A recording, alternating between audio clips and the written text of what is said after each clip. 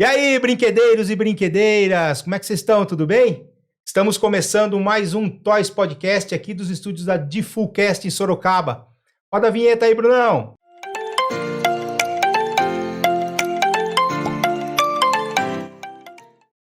É isso aí, pessoal. Mais uma vez aí com o meu amigo Wesley de Iguti. Agora eu mudei. Tá vendo? Você sabe pagar royalties lá pro teu amigo lá. Você viu que ele falou isso? Eu vi, você mandou. Não, mas já a acertei, conta chega. Eu mandei o Pix lá, já pra ele. A conta chega. Já paguei, já. E hoje nós estamos recebendo aqui um convidado de uma empresa super especial, a BS Toys, Marcos Zernica. Tudo bem, Marcos? Beleza, tudo bem e vocês? Tudo tranquilo? Tudo bem, graças a Deus. Ele chegou rápido, hein? Tá aqui do lado. Cara, porque o BS é de brinquedos Sorocaba, né? Sou vizinho aqui do bairro, inclusive, né? Legal. E o Marcos, para a gente começar esse bate-papo, eu imagino que a BS Toys já bateu os seus 30 anos de empresa, né? 33 anos fizemos esse ano aqui, no começo do ano, né? Nós, na realidade, começamos aí como distribuidor. A gente comprava e revendia, trabalhando na pronta entrega, num Fusquinha, né? E ao longo do tempo aí deu para a gente fazer um trabalho legal e chegar aqui onde nós estamos, né? Ô Marcos, antes de ir, eu queria te pedir desculpas pelo Marcos, que ele já expôs sua idade aqui, entendeu? Que você realmente está muito mas tempo. eu comecei a beber. Comecei a beber. Cara, ele tem 30 anos, então, agora. Eu comecei, era bem... Hoje ele tá impossível, cara. Hoje a noite foi boa, né, filhão? Eu vou puxar, então, posso? Fica à vontade. Marcos, a gente se conhece desde a época que era Mac Toys. Mac Toys, exatamente. Entendeu? E um papo antes que rolou aqui de você com o Márcio foi que já tem algum tempo e você falou que tinha uma história de mudança de nome, inclusive. Tem. A gente, na realidade, quando nós começamos a distribuir, o nome da empresa era o nome de um dos sócios, o nome de um dos sócios. E a gente foi para o mercado para revender, na época nem era revenda, a gente deixava consignado nos clientes, de porta em porta, né? E a gente começou, o nosso grande concorrente era de Bragança Paulista. E aí a gente chegava e falava, chegou os Bragantino, porque o sistema de trabalho era muito similar. E aí a gente, para criar diferencial, nós falamos, se a gente quer ser reconhecido, a gente já tem que mudar o nome. A gente sempre chegava no o Bragantino, não, nós somos sorocabano, nós somos de Sorocaba. Ou por que não colocar então Brinquedo Sorocaba? Que assim já vai ficar mais fixado no cliente, que é uma outra turma, não é a turma de Bragança Paulista. Aí ficou Brinquedo Sorocaba. Com o passar do tempo, a gente começou a fabricar, nós fizemos alguns cases enquanto a gente revendia, que para nós é case mesmo, para a BS Toys é case. A gente fez alguns trabalhos que deram super certo. Nós lançamos, por exemplo, no mercado, uma bolinha, que acho que a maioria do pessoal conhece, uma bolinha que ela é quebra-cabeça do tamanho da bola de tênis, e ela em 6 pétalas, e aí você monta e desmonta, era um quebra-cabeça. Aquela era de vocês? Isso, a gente lançou, ela já existia, né? Mas lançar, e a gente descobriu que ela não funcionava, a venda não funcionava, porque o pessoal olhava e não sabia o que era. Por coincidência, a gente sofreu na venda no varejo, né, que é o que a gente fazia, um ataque super forte do Kinder Ovo. Ninguém mais comprava nosso brinquedo, comprava Kinder Ovo. E a gente precisava de uma alternativa, então, para sobreviver ao Kinder Ovo, quando chegou no Brasil a primeira vez. Imagina, viu? Comprava-se o Kinder Ovo, jogava o chocolate fora para aproveitar o brinquedinho. E aí, então, treinando um vendedor, eu vi essa bolinha e resolvemos fazer com uma surpresinha dentro, que depois nem mais necessário era para vender, de tanto que vendia. E como que a gente conseguiu isso?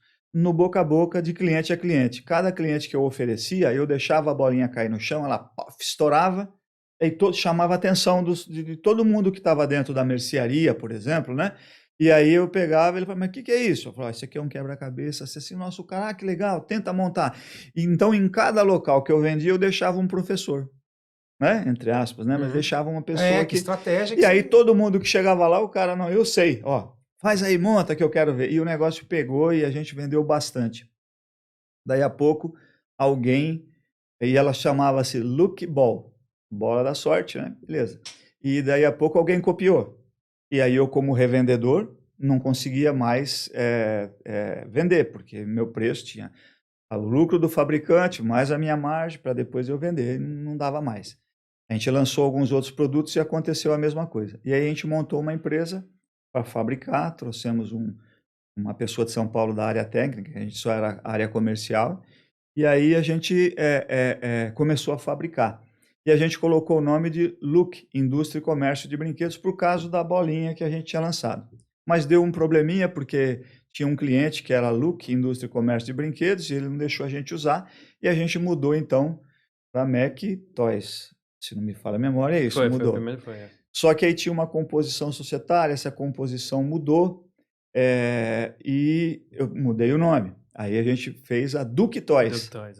E aí mudou a composição societária e eu mudei o nome para... A gente ia colocar Brinquedos Sorocaba, voltar às origens, mas como era um nome muito longo extenso, né? E assim, muito regional, a gente resolveu então aproveitar o BUS, BS Toys, porque a gente já estava vendendo aí para o Brasil já, com representante de vários estados. Então o nome vem daí. E já tem um tempo esse nome agora. Agora sim, a gente está desde, acho que já tem uns 18 anos mais ou menos, que é BS Toys. E aí já está bem fixado para o nosso cliente a marca BS Toys. Mas embora seja Brinquedo Sorocaba, a sede não é em Sorocaba hoje em dia, né? Então, Sorocaba, a gente mora aqui e é uma cidade que cresceu muito, né? E por conta disso, vieram muitas indústrias para cá. E por conta disso, o preço do metro quadrado ficou muito caro. Nós estávamos aqui em Sorocaba, até no bairro Retiro São João, onde a gente tinha alguns salões ali que a gente trabalhava ali. Era em Sorocaba, mas a gente já estava em 13 endereços diferentes, porque é tudo salão pequeno ali, né? Então a gente resolveu então comprar um imóvel e um terreno e construir. Só que Sorocaba, por conta da chegada das indústrias, era muito caro o metro quadrado, então a gente comprou em Boituva. Mas ainda, até hoje, o meu escritório é aqui em Sorocaba. Eu tenho showroom em Boituva, a fábrica é Boituva, depósito, é tudo lá. O escritório ficou aqui, porque quando a gente construiu lá, a internet ela era muito ruim, e hoje você depende de internet para tudo. Era muito ruim, ventava, saía do ar o negócio. Então a gente manteve o escritório aqui por conta da qualidade. E aí foi crescendo lá, de modo que hoje fica difícil eu montar o escritório lá, porque está tudo apertado lá também, entendeu? Já cresceu, já está em alguns endereços lá também. Graças a Deus estamos indo para um crescimento bacana lá também. Eu vi que vocês abriram um showroom em Laranjal, né? Então, também foi um acaso. Nós estávamos, começo de ano, eu tinha agendado em Boituva, onde é o nosso showroom, estava agendado com vários clientes de vários estados para atender no showroom. E atendi uma cliente do Rio de Janeiro, fiquei até umas 8 horas da noite lá atendendo. No dia seguinte eu não tinha ninguém para atender e depois começava a agenda. No dia seguinte, deu uma tempestade e destelhou parte do meu barracão. E os funcionários... E aqui em Sorocaba não choveu, só choveu em Boituva, por incrível que pareça. Os meus funcionários correram para tirar algumas coisas de papelão que tinha onde destelhou. E esqueceram que aquele mesmo telhado cobria o showroom. E o teto de gesso veio abaixo. E aí o que eu ia fazer? Aquilo inviabilizou, caiu o ar-condicionado, caiu tudo, não tinha o que fazer, né? E aí o que eu ia fazer? Onde que eu ia montar um showroom rapidamente? Aí eu pensei, vou dar um pulo em Laranjal, porque esses clientes que vêm, eu sei que daqui de Boituva eles vão para Laranjal, Paulista. Eu vou ver lá se eu consigo achar algum lugar que eu possa viabilizar um showroom. Ficaria fácil. Exato, fácil. E viabilizar isso urgente, tem que ser um negócio pronto. Fui na imobiliária lá, o cara falou, tem um aqui na rua aqui embaixo. Fui e deu certo. Você foi na imobiliária Urbanitas e o imóvel na mesma rua, ali perto, onde tem um negócio de esfirra ali, isso, do outro lado da rua ali. E deu certo, e a gente aí em 3 dias nós colocamos umas prateleiras e eu mudei a agenda com os clientes para lá, e isso deu muito certo, porque eles falaram, viu, mantém isso, que para nós a gente economiza um dia, não sei o quê, e a gente então tem o showroom lá até hoje, por conta disso. Mas foi um acaso. E você sempre trabalhou com os brinquedos injetados? Desde porque a maioria dos seus brinquedos são injetados, né? Você não tem muito o vinil, né? Eu tenho alguma coisa de vinil, por exemplo, na linha de bonecos, a gente mantém a cabeça dos bonecos de vinil, porque você consegue uma textura de pele, cor, enfim, melhor. Mas 90% dos nossos produtos são injetados. Mas deve ser uma pancada de molde, né? Realmente quando a gente acerta o produto, né? A gente deu sorte. Quando a gente erra, pô, mas você também foi fazer isso? E como é que faz? Eu sei que é o craque nos moldes, porque o vinil ainda, você faz uma boneca, né? De uma cabeça de boneca, você consegue fazer, sei lá, 4, 5 variações, né? Porque você põe uma boneca mais carequinha, com cabelinho e tal. Já o brinquedo de injetado, né? Se não deu certo, você falou, aquele molde já era, né? Na verdade, tem decoração, né? Dá pra mudar um pouco de decoração, mas o que a gente entendeu o que você quer dizer, que é mais assim, mais prático, né, Marcos? Dizer assim que o vinil se aproveitaria mais, né? Eu digo além assim, do que é infinitamente mais barato o molde de vinil do que de injeção. O que a gente faz lá por exemplo, fazer composição. Então, eu tenho uma moto, aí eu coloco com um soldado. Eu tenho soldado, eu coloco com um carrinho. Então, eu faço, até tem aí o exemplo da bonequinha, né? Esses dois, a moto e o... por exemplo, né? E ali você tem na embalagem a bonequinha com uma moto. Essa moto eu vendo ela sozinha também, né? Vendo ela sozinha e vendo ela também no conjunto, né? O outro produto que está um pouco mais para cima ali são 3 itens que eu vendo isoladamente e vendo eles também junto. Então a gente faz variar, a gente faz variar sim, a forma que a gente tem para aproveitar um molde mais, né? Que você cria várias linhas, né? Exatamente. Mais simples e é o conjunto. Exatamente. Quantos produtos você tem em linha hoje? Hoje a gente está beirando 200 SKUs. Eu considero aqui um SKU, mas considero também só a batedeirinha de bolo, por exemplo, um outro SKU. Então, contando assim, em torno de 200. Então, aqui, por exemplo, você tem, na verdade, isso aqui tem 4, né? Porque é um inteiro aqui e um cada um, né? Na realidade, são 7.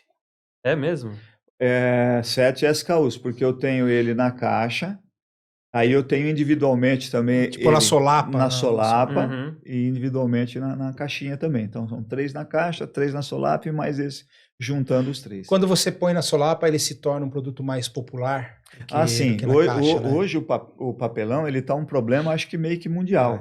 Né? E está subindo, não tá acontecendo como o plástico que baixou e estabilizou o preço. O papel continua subindo e então ele encarece demais o produto. Tem às vezes produto que a embalagem vale mais do que o conteúdo. Entendeu? A gente já teve aqui fabricantes falando sobre isso.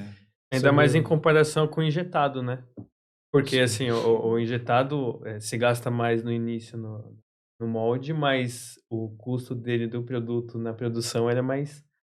ele é mais produtivo e um pouquinho menor, né? O custo do quilo é menor e a gente consegue, então, aí uma parede mais fina do que o vinil, né? Que precisa de uma parede no produto um pouco mais grossa. E até a produção, né? Produção é bem mais maior, rápida, né? Exato.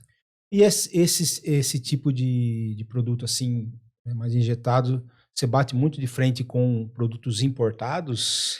Quando a gente migrou de distribuir para começar a fabricar alguma coisa, vários amigos falavam, mano, mas você vai começar a fabricar, a China chegando, né? A China abriu o mercado agora. Eu falei, olha, se eu conseguir fabricar alguma coisa e conseguir concorrer agora que está abrindo o mercado e que está chegando tudo de uma vez e eu conseguir sobreviver, então é sinal que eu vou perdurar com essa fábrica. E deu certo. Mesmo com a China aí, realmente eles batem ardido, né, nos fabricantes nacionais, de modo geral, mas a gente tem conseguido aí, com criatividade, concorrer com eles, de certa forma. E o processo de criação, Marcos, porque hoje em dia, né, porque é muito, você já tem a indústria brasileira com, assim, brinquedos belíssimos, criativos, tal. Aí você tem a concorrência dos importados, né? Como é que é o processo de criação da BS Toys? Olha, criação assim é um negócio assim interessante. Eu acho que criar algo novo é muito difícil. Então a gente sempre tem que olhar, a BS Toys trabalha assim, olhando, ela trabalha olhando o que está faltando para você completar a linha e que é uma tendência. O que está chegando, por exemplo, da China e que não é feito aqui ainda no Brasil e que você pode fazer e oferecer talvez algo mais bem feito sob o ponto de vista estético e não sob o ponto de vista tecnológico, porque lá eles agregam muita tecnologia que a gente não tem condição de fazer isso aqui, né?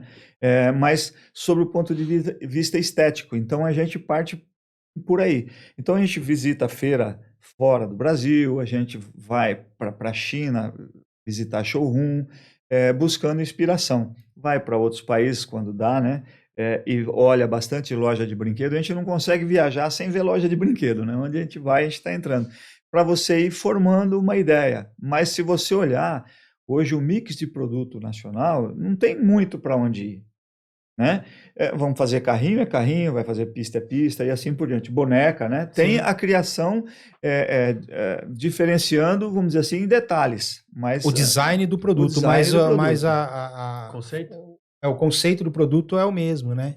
Sempre assim. E no sentido de você ter uma linha de produto muito lúdica, né? Que a criança brinca.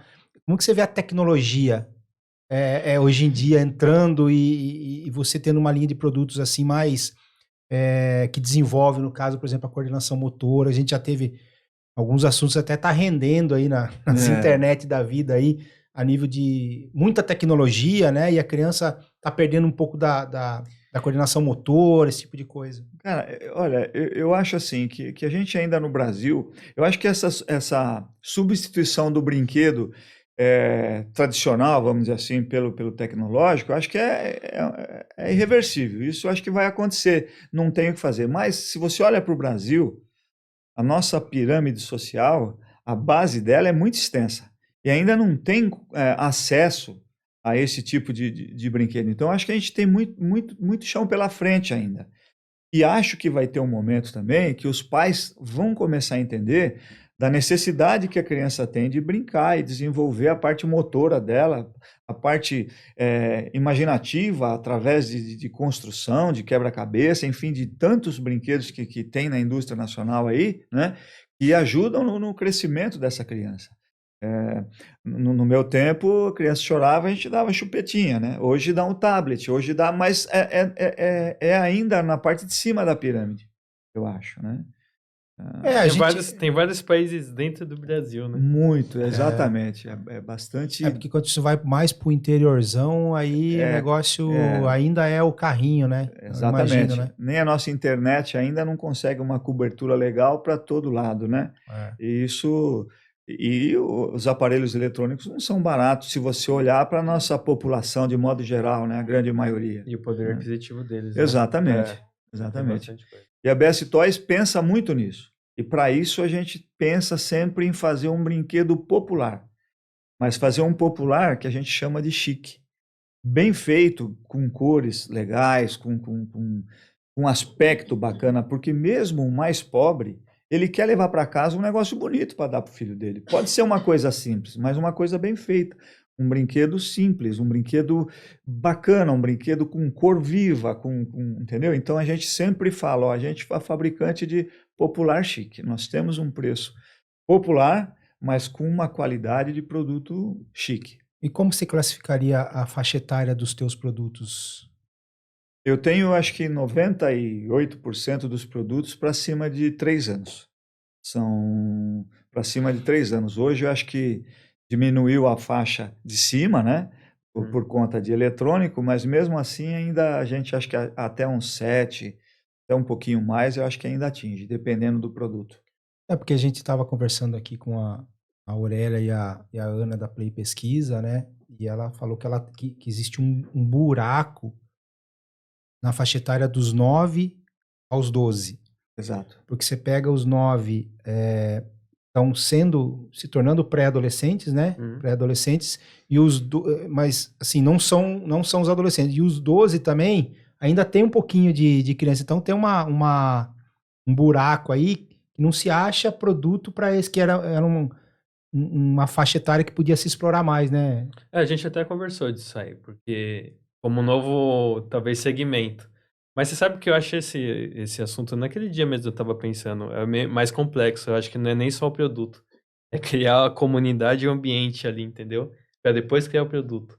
Tem um espaço aí. Mas, por exemplo, igual o Marcos falou, que a faixa etária de brinquedo hoje, a gente é até um assunto que uma ReHap fala, por exemplo, para os fabricantes, que diminuiu, né? Sim. Diminuiu, só que assim, ele ainda é muito forte, né? Você vê quanto a fábrica está fazendo ali, e a concorrência é boa nisso, porque você tem que estimular ali, e tem uma disputa. Por exemplo, do Marcos, o posicionamento dele é muito claro, né? É atender a primeira faixa ali com uma qualidade. Com Que qualidade. todo mundo quer, né? Então o mercado vira. Essa faixa de 0 a 3 não compensa, não interessa, ou não está nos planos. Nós temos uma empresa que na realidade, meu filho se dedica mais para essa faixa etária. Talvez seria até interessante uma hora vocês mostrarem aí o trabalho que ele faz, que é voltado mais para essa faixa etária. Então, até por uma questão de concorrência, eu não me meto muito entendi. nessa faixa etária. Mas ele vai vir aqui. Então, é que eu não sabia desse Tô sabendo mais do que o dono do podcast. Mas ele vai vir aqui, tá, Marco? Mas ele vai vir aqui, pô. Não, é porque eu vejo que uma época aí começou, sei lá, não sei se foi uma tendência e muita gente importar esses produtos mais básicos, né? Da primeira idade, 3, da primeira idade aí, veio muito... esse negócio de montar mesmo, de criancinha e tal, né? E aí, às vezes, você dá uma olhada e fala assim, mas no mercado brasileiro, né, poucos fazem. Por isso que é uma curiosidade de talvez achar que não compense muito fazer, seria mais fácil importar. Que na realidade, o brinquedo para essa faixa etária ele tem algumas particularidades. Por exemplo, quando você olha para a BS Toys, 90% da matéria-prima que a gente usa, ela é a mesma, que é o polipropileno. Temos também o poliestireno, né, que é o PS, mas a maior parte é uma matéria-prima só. Isso facilita muito no manuseio dentro da área de trabalho da indústria. A parte de primeira idade, quando vem de fora, se vocês repararem, existe uma variação de matéria-prima muito grande para compor um produto. Então tem tecido junto, tem material... Tem enchimento. Tem o negócio que foi barulhinho. Exato. E isso complica para uma fábrica que já está estruturada como a Best Toys. Você entra lá na Best Toys, é injetora, né? E ponto. E esse mix de matéria-prima ele é um complicador grande, né? A gente sabe, por exemplo, que a China ela tem um sistema um pouco diferente de trabalho, que é assim, né? Quem faz enchimento só faz o enchimento do produto. Quem faz cabelo de boneca só faz cabelo de boneca. Quem faz o visorzinho que vai não sei aonde é um cara só. E depois alguém monta tudo isso e faz. O sistema brasileiro já é um pouco diferente. A gente tem aqui todo mundo quer ter todo o processo guardado para si e tal, e então isso fica meio inviável. Por isso que você vê poucas indústrias nacionais fazendo esse tipo de produto, por causa desse mix de matéria-prima que seria um problema na área de produção. Então, essa era o meu questionamento, porque a competição com a China, às vezes, ela não é muito justa, né? Não sei se a nível de... você fala, às vezes, do dólar, né? O dólar baixa, no caso, é bom porque os insumos baseados nessa moeda, eles abaixam, mas, ao mesmo tempo, fica mais fácil de você importar também. Isso é uma coisa, acho que todo mundo fala e reconhece, é o custo Brasil, né? que é o grande problema que a gente tem. Se a gente lutasse, por exemplo, com as mesmas armas que a China luta, né, talvez a gente conseguiria melhorar a nossa participação no mercado. E um outro problema que eu vejo também é o seguinte: o Brasil, ele não tem, os fabricantes, nós não temos uma escala de venda mundial. A China tem. Eu comprava frição para pôr, até hoje eu tenho, né, frição, e ela é importada daí da China para compor o meu produto. E eu fui no fabricante lá e me surpreendi, porque ele fabricava 1 milhão de frição por dia. Mas ele fornecia para um monte de fabricante de carrinho, moto, enfim, qualquer produto que use frição, o cara estava fornecendo. Então ele tem uma escala de venda mundial. Nós não. Aqui a gente consegue América do Sul, alguma coisa, um tirinho ou outro para fora, Estados Unidos, mas é muito pouco. Então você não tem escala mundial para você também baixar o seu custo.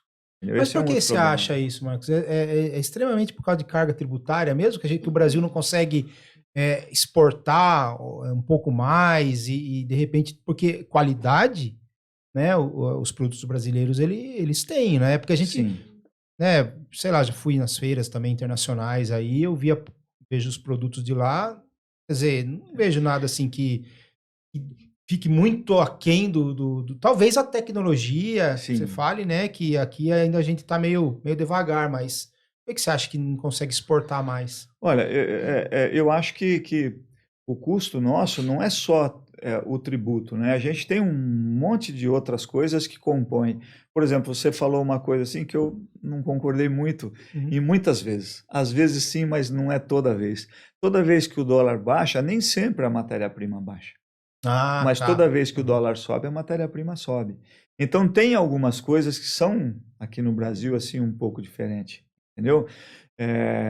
A lei da demanda aqui funciona muito. Como o Brasil exporta commodity, matéria-prima, ferro, enfim, né, a gente sabe o que o Brasil exporta, e você concorre também com o comprador lá de fora, entendeu? Para comprar o insumo que você precisa aqui dentro. Então é um monte de coisa. É difícil você falar assim, é o tributo. Não acho que seja só o tributo. Também. Tanto que quando você exporta, não põe a carga tributária. Tira uma parte dela, uma grande parte dela sai. Então não é isso. É outras coisas que na linha de produção, lá desde o começo, da compra do insumo, até o produto ficar pronto, que vem encarecendo, né? Acho que é a própria mão de obra, né? Mão de obra, energia, enfim, várias coisas que tem, né? Variante, gente, né? Você está exportando, Marcos? Para a América do Sul, alguma coisa assim, já fiz exportação para os Estados Unidos, alguns outros países, mas mais América do Sul mesmo. É porque a gente conversa, né, com alguns fabricantes, é sempre assim, né? A gente exporta alguma coisa para a América do Sul e tal, mas a gente vê, às vezes, isso não empolga investir na exportação, assim, para forçar esse produto nosso sair do Brasil? Então, assim, a gente exporta, mas a gente está pegando a sobrinha da China, entendeu? Porque você pega aqui no Mercosul mesmo, vamos pegar o exemplo aí do Paraguai, eles importam tudo com taxa de importação zero. Do Brasil? Não, da China também, entendeu? Então, para eles tanto faz lá, tá importado do Brasil ou da China. E aí a China tem um custo de produção menor que o Brasil e manda para cá com mais facilidade. Então a gente vai pegando a sobra do que tem, entendeu? Não dá para você pensar assim, olha, eu vou me dedicar à exportação. Há muitos anos atrás, eu participei junto com o pessoal de Laranjal Paulista, chamava Afabrinc, se não me falha a memória. Isso. E eu participei, ia lá nas reuniões, tudo, que a gente tentou até, nós contratamos um cara especialista nisso para a gente tentar exportar. E a gente ficou alguns anos trabalhando lá. Não era o argentino lá, eu acho que era isso Hummel. mesmo. Eu não me lembro o nome dele, mas acho não era um brasileiro. E nós não conseguimos, porque sempre a gente esbarrava no mesmo problema. O cara do Paraguai está importando do Brasil, mas está importando da China também, né? Você vê o frete, né? O frete seria uma coisa assim para impactar bastante. Durante a pandemia chegou aí até $17 mil um container. Hoje, eu acho, né? Eu não sei fazer essa conta muito bem, não, mas eu acho que o que estão cobrando de frete da China para cá não paga os custos. Estão sendo subsidiados, entendeu? Eu acho, né? É um achismo mesmo. Mas eu vejo falar aí, durante a feira na Abrinha, agora eu vi falar em $500 o container, R$2.500, você acha que você traz? A gente paga, vamos dizer assim, Coisa mais cara aqui. 5 mil para mandar daqui para o Nordeste ou para o Norte, entendeu? Como que vai 2.500 chegar um container da China para o Brasil? Estão subsidiando. E aí você não tem como concorrer com isso. Já é difícil em relação a custos, aí subsidia ainda e fica mais complicado ainda, né? Complica, né? É porque o navio e o avião é tudo feito na China. Mais barato. Ah, deve ser gasolina também, tudo lá, né? Mas você acha que, por exemplo, eu lembro eu também, isso aí é alguma coisa que eu recordo, assim, houve alguma retenção de containers no porto da China, não sei se foi Mattel, Hasbro, não lembro. E aí, não sei por que ficou parado esses containers lá, e aí sobrou muito espaço na prateleira. Você acha que o mercado brasileiro consegue suprir, de repente, a demanda se der uma brecada nos importados? Olha, porque não é difícil, né? Não é que a gente não quer que entre o importado ou alguma coisa desse tipo assim, né? Mas assim, que sempre vai ter, né? O brinquedo importado, né? Isso é importante para o crescimento até da indústria nacional, porque hoje o brinquedo chegou no que graças ao importado. Eu, quando comecei, trabalhava até com os Iguts lá fazendo alguma coisa, eu comprava brinquedo para revender, vinha em saco de lixo. Nem embalagem vinha naquela época. Aí começou a chegar o chinês, ou você faz ou você está fora. Mas respondendo a sua pergunta, é óbvio que se houver uma ruptura no fornecimento da China para o Brasil, vai faltar produto. Porque ninguém consegue aumentar a produção de um dia para o outro. Isso tem que ser um negócio gradativo, entendeu? Um exemplo, se eu produzo aí 1 milhão de brinquedos por ano e eu vou precisar produzir 2, em alguns meses eu não consigo alavancar a produção dessa forma. Mas a indústria nacional, ela sempre forneceu para o mercado. Ela fornecia.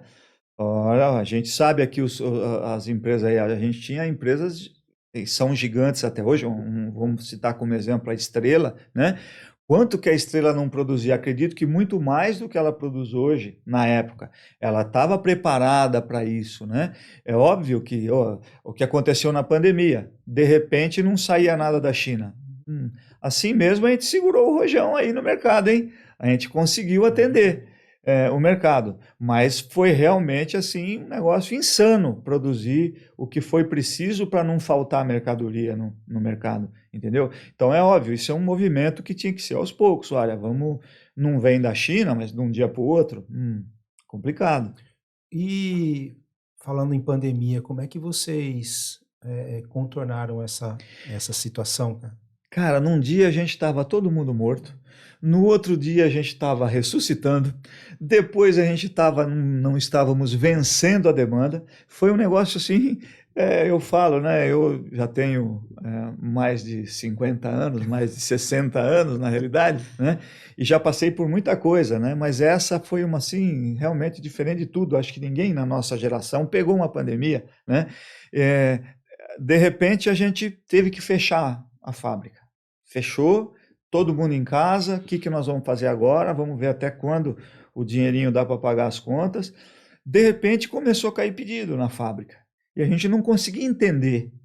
Como assim? Está fechado e está caindo pedido. Bom, tem nego aberto, certo? O brasileiro dá um jeito, né? E aí o negócio começou. E aí cada vez mais pedido, a gente trouxe o pessoal de volta, colocamos tudo que era necessário colocar para a proteção do funcionário, tanto que eu acho que na fábrica não tivemos problema com contaminação, nada, graças a Deus, não tivemos, mas a gente trouxe, daí a pouco a gente estava com mais um monte de funcionário contratado por tempo determinado, enfim, e não vencendo a demanda. não vencendo a demanda, né? Faltando produto, o cara pedindo e a gente tendo que falar, olha, eu não tenho, vendo uma outra fábrica porque eu não consigo te atender. Então foi assim, isso tudo em 8 meses, né? Que aconteceu de parar tudo e de repente voltar a uma produção muito acima do que a gente imaginava. Entendeu? Porque você não podia trabalhar, estava chegando pedido e de repente você não podia abrir a fábrica, você não podia ter pessoas ali trabalhando, né? Ou a capacidade muito reduzida. Aí né? colocaram regras, né? Isso. E aí a gente atendeu as regras e conseguiu voltar a trabalhar na boa. Tanto E que todo mundo querendo trabalhar, né? Porque os funcionários também, né? Chegou no olha, aperto que era férias. Foi o pior dia que eu para mim, eu ter que reunir os funcionários, né? E chegar e falar assim, olha, eu vou ter que fazer dispensa de uma parte de vocês. Eu acredito, por exemplo, aqui na área administrativa, eu acho que tem 2 pessoas que eu não recontratei porque elas conseguiram uma outra colocação. Então, acho que 2 pessoas, os demais todos eu recontratei, entendeu? Porque para mim, que sempre estou pensando em crescer, estou pensando em aumentar, e você ter que cortar e tudo, cara que trabalha comigo, graças a Deus, eu tenho um funcionário aí na empresa que tem 20 anos, 20 e poucos anos, que é da época que eu distribuía, os caras estão com a gente até hoje, né? Não foi fácil não, cara, foi difícil. A sua distribuição, ela já era aqui de Sorocaba mesmo? Sim, o depósito era aqui em Sorocaba, né? E a gente montava um kit no carro, né? Começamos aí com Fusquinha, né? Montava um kit e saía visitar os clientes. Então a gente fazia um refil, vamos chamar assim, um refil de brinquedo, a gente tirava o velho e colocava um novo e recebia o que tinha sido vendido. Né? Ô Marcos, assim, o que me chama sempre a atenção em você, desde quando a gente se conheceu lá atrás, é que você tem a visão realmente da rua, do vendedor de rua. Isso eu acho muito importante. Então, só que é raridade hoje em dia, vamos dizer assim, porque você realmente, apesar de você não atuar hoje como vendedor de rua, você tem o conhecimento e ainda é muito antenado nessa visão. Você acha que esse é um dos motivos de vocês inovarem tanto? Porque vocês sempre tiveram também, desde o começo, isso já é uma filosofia de vocês, Sim, a inovação. Sim. Eu vou citar um exemplo aqui. Quando você fez o carrinho, um dos produtos, tem produto que eu fiz para você que foi a gente pensando em inovar, mas também teve aquele carrinho com dínamo, você lembra disso? Lembro, a gente ganhou o prêmio na Brim lá, nós conseguimos ganhar o produto Excelência em do brinquedo. ano lá, Excelência em Brinquedo, com esse produto aí. Porque isso, você acha que essa sua cultura de você lá na empresa de inovar veio da sua experiência de rua? Porque você viu que você precisava realmente, você iniciando, você precisava se destacar em alguma coisa. E você sempre arriscou nisso de inovação, né? Isso é uma coisa que hoje vocês ainda é o forte da BS Toys? Eu acho que a gente continua com a mesma visão. É evidente que isso, com o passar do tempo, e você vai fazendo o produto com quase 200 SKU, a probabilidade de você achar algo diferente vai ficando mais difícil, né? É mais complicado fazer, mas você vê assim que a gente lançou muita coisa que a gente foi meio que os pioneiros, né? Como eu falei, por exemplo, essa bolinha, né? Ela já tinha sido tentada aqui, mas a forma de distribuição, a forma de venda, a gente inovou e deu certo, né? Dentro da BS Toys, a linha de bonecos. Você sabe, porque você participou desde o começo comigo, né? O desenvolvimento disso, nossa, foi um negócio... Era tudo que... Eu tenho uma historinha legal. Que então... você... Conta aí, mas da assinatura, não? Não. Ele fez uma linha para mim, que eram os lutadores, uns bonecos que eram feitos todo de vinil e eram os lutadores. E a gente, como todo fabricante pequeno, eu sou pequeno até hoje, mas era menor ainda, sonho de vender na ReHap, né? E o negócio ficou bonito, de um jeito. Rapaz, eu tenho até hoje. Eu não tenho, você ficou de me arrumar. Eu não tenho. Eu esqueci de fazer um backup dos brinquedos que eu descontinuei. E o negócio ficou muito bonito. E eu falei, vou marcar agora para ir visitar a ReHap. E eu consegui marcar com o Ricardo Sayon na época, era o dono, né? O Ricardo Sayon, me lembro que tinha um jogo de seleção lá. E ele estava assistindo na sala dele na TV e entrei lá e falei, puta, já vou começar mal, né? O cara com foco em outra coisa e eu para mostrar. Ele, pois não, né? Eu peguei, tirei da caixa, coloquei a caixinha do boneco em cima da mesa assim, né? Ele virou e falou assim, puta que pariu, cara, que bonito! Se importa? Eu falei, não, é feito em Sorocaba, né? Ele falou, verdade que é você que faz? E pegou a caixa na mão.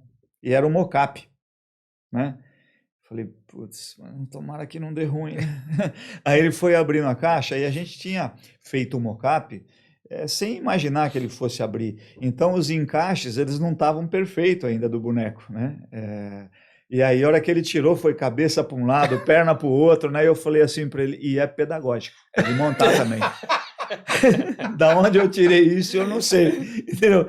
E ele ficou olhando para mim, cara, sem saber se era verdade ou não. verdade ou não. Eu falei, não, esse é mocap. Aí eu expliquei para ele. Ele falou, então, quando estiver pronto, você me traz de volta. E aí eu não tive mais oportunidade. Mas olha só, né?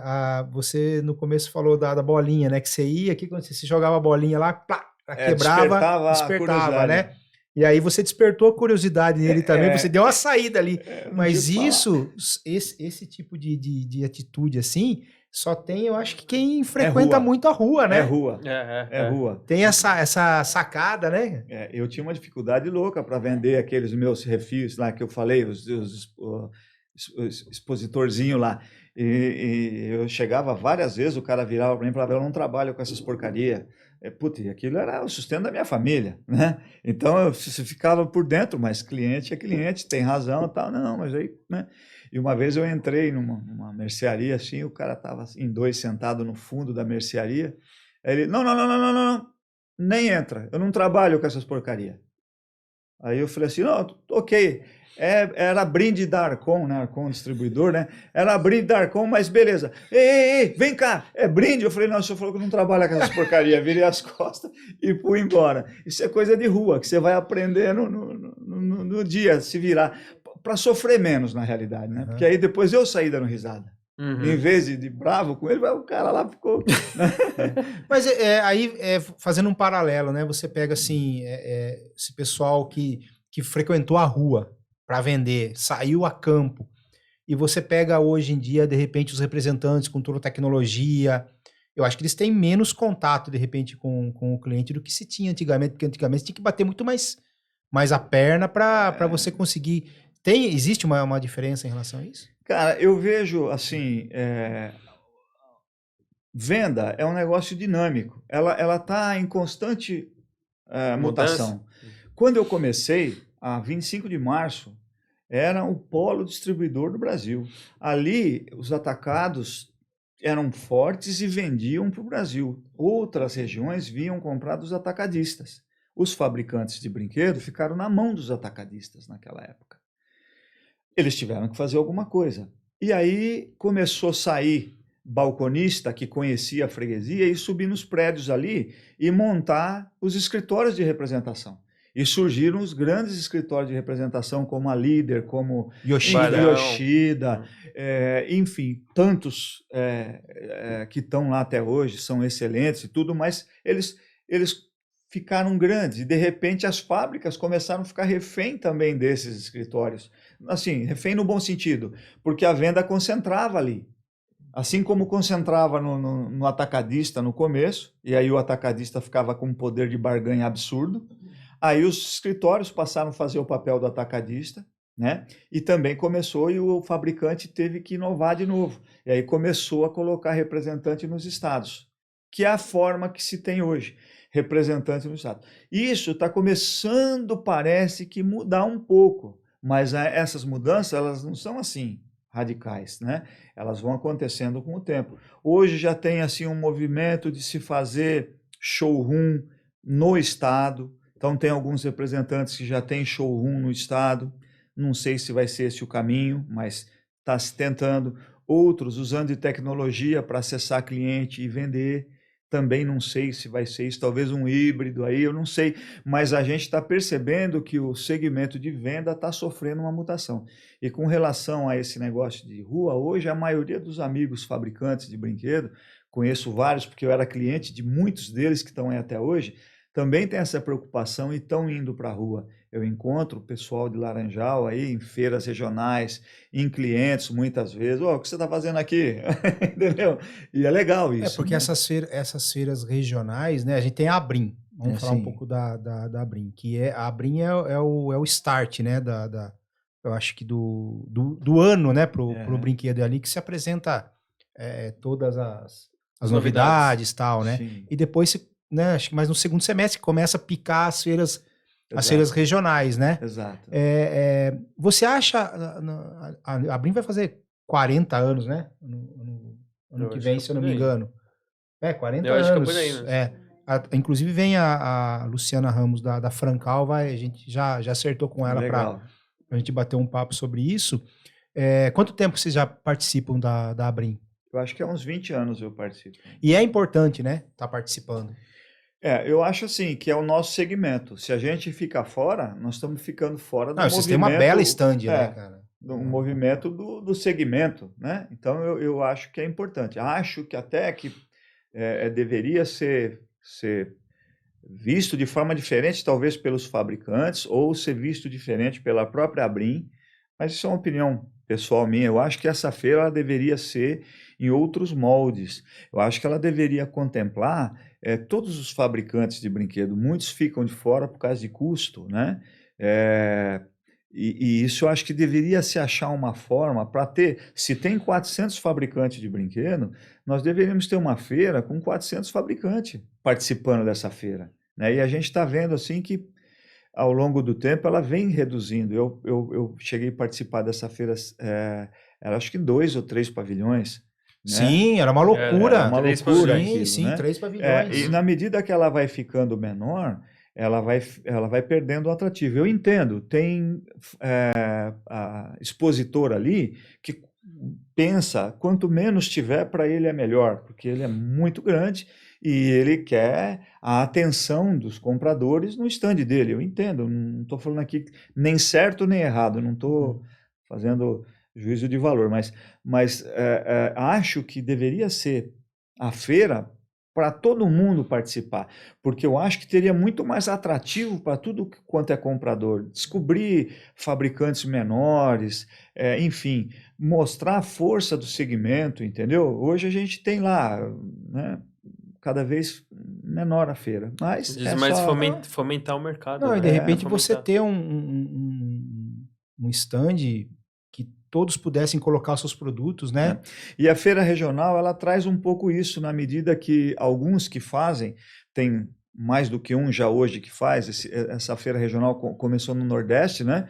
E hoje já tem aí no Sul, outros fazendo.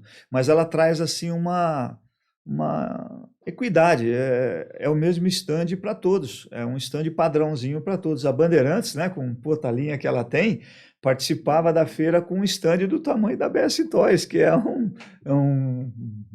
mais democrático, você diz. Mais democrático, então. Exato, é um negócio assim, e aí começou a dar certo, porque vai bastante gente, né? Não é todo mundo que vai, mas vai bastante gente para fazer as feiras regionais também. Quais que tem? Tem... Agora teve Paraná, né? Tem Paraná, Santa Catarina... É que aí começaram algumas feiras também que tem o D como... Carro-chefe? Como carro-chefe, que é essa época do ano. Ou presente também, né? Mas a gente tem as feiras que são direcionadas mais para o brinquedo, elas começam a partir do mês 6, mês 7, né? Eu acho que essas que são as que são... Porque ali é feira de negócio. É diferente da Abrim, que o cara vai lá para ver. Difícil você pegar um cliente grande para você atender ali, né? É difícil você pegar um cliente grande para você atender. Um te chama para cá, o outro te puxa para lá. Você não consegue dar atenção adequada para todo mundo. Por isso que o showroom está funcionando. A gente tem em Boituva, Laranjal, e funciona, porque o cliente grande ele precisa de uma atenção diferenciada. Ele tem muita coisa para ver, ele tem muita empresa, ele tem uma área de vendas grande ou uma rede de loja grande. Ele precisa pensar diferente. Lá na feira não dá. Lá na feira é complicado para você atender. E a feira regional é para o menor, porque o grande já fez esse trabalho. Ele precisa fazer antes. esse trabalho. E aí o cliente menor, que tem uma loja, 2, aí ele vai até a feira regional para realmente fechar negócio, entendeu? Por isso ela é interessante também. Aqui, ó, é a Show Brink 2023. O calendário oficial é Maranhão, 5, 6 e 7 de julho, Ceará, 12 e 13 de julho, Pernambuco, 19 a 21 de julho, Bahia, 26 a 28 de julho, aí já vai para Goiânia, 2 e 3 de agosto, Espírito Santo, 9 e 10 de agosto, Rio de Janeiro, 16 e 17 de agosto e Paraná, 23 e 24 de agosto. Dá uma rodada, né? Você vê que é tudo data já próximo do Dia das Crianças, já para comprar mesmo, para receber para o Dia das Crianças. E uma outra coisa que eu acho legal nessas feiras regionais é o seguinte, a possibilidade do pequeno vir, porque tem um custo danado para ele vir para São Paulo também. O cliente grande, um ou outro fabricante até paga a passagem para ele, porque tá tranquilo. Mas e o pequeno? Como é que ele faz para ver o produto? Porque que representante que anda hoje com um mostruário de brinquedo é impossível. Ou você tem um showroom lá, por isso que é uma tendência que eu acho, começar a se criar showroom nos estados, para o pequeno poder ter acesso a ver o produto. Você vê um catálogo é uma coisa, mas você vê o produto ali na sua mão é uma coisa diferente, o impacto é outro, né? Ele sempre quer pegar, né? Ver o material, ver a qualidade do produto. Brinquedo é essencial isso do toque, né? Por mais que você tenha a tecnologia hoje em dia que você consiga mostrar em realidade aumentada para a pessoa, mas o toque, o físico ali você está vendo ali a dimensão do produto. Tem cliente que ele tem problema de prateleira, ele tem que até medir o tamanho do produto para ver quantos vão caber na prateleira dele. Então, por um catálogo, tem lá a medida. Muitas vezes essa medida saiu no protótipo, ainda não é tão exata. Você tem que sempre estar atualizando o catálogo ali, né? Exato, complicado, entendeu? né? E a sazonalidade do mercado? Coisa boa, hein? E me enganaram, cara. Por quê, hein? Me enganaram. Quando eu comecei a fabricar brinquedo, fica tranquilo. Vende o ano inteiro. Não, vende só no Dia das Crianças e Natal. Eu falei, vou trabalhar pouco, né? Rapaz do céu, o ano inteiro a gente tem movimento. Não às vezes tanto de venda, porque realmente existe uma concentração de venda, a sazonalidade é grande, acho que 70% da venda ocorre em 4 meses do ano, entendeu? Mas de trabalho você tem o ano todo, porque se você não tiver no estoque, você não consegue atender pedido, porque é muito processo que tem na fabricação, sem estoque você não consegue na hora H atender, entendeu? Então você tem trabalho o ano inteiro. Mas em relação aos e-commerces, Marco, porque a gente vê assim, você falou assim, o sonho de todo acho que fabricante era vender ReHap, né, ou sei lá, PB Kids, os grandes, e hoje em dia picou muito, né? Você pega em Laranjal, eu falo isso porque eu sou de Laranjal, eu moro aqui em Sorocaba, mas eu sou de Laranjal, então assim, eu trabalho com os caras de brinquedo fazem 20 e tantos anos lá também, né? Nessa área gráfica, né? Desenvolver catálogo, embalar, esse tipo de coisa, né? Tem quase 100 vendedores de e-commerce ali vendendo. Às vezes a pessoa faz uma renda extra, ou às vezes realmente já tem alguns que abriram loja, abriram a loja física, né? Então, assim, você acha que o e-commerce ajudou a dar uma pulverizada nas vendas, melhorou as vendas com os e-commerce? Olha, eu vejo e-commerce para brinquedo assim, nós temos antes da pandemia e o pós-pandemia, né? Então, antes da pandemia, tem muita gente que gosta de comprar pela internet, mas a venda de brinquedo, ela é uma venda por impulso, a não ser quando é alguma coisa licenciado, é aquilo que está na televisão, por exemplo, lá, o boneco do Zezinho lá. Do Zezinho, né? Então aí a mãe vai buscar aquele produto. Mas eu acho que 60%, 70% da venda do brinquedo é por impulso. A pessoa quer comprar um brinquedo e ela sai para procurar e aí ela vai achar e se encanta com algum e compra, né? A maioria das compras, o decisor de compra é a mulher. A mulher que vai na loja e acaba comprando. O e-commerce, no momento onde não se podia sair, houve um boom.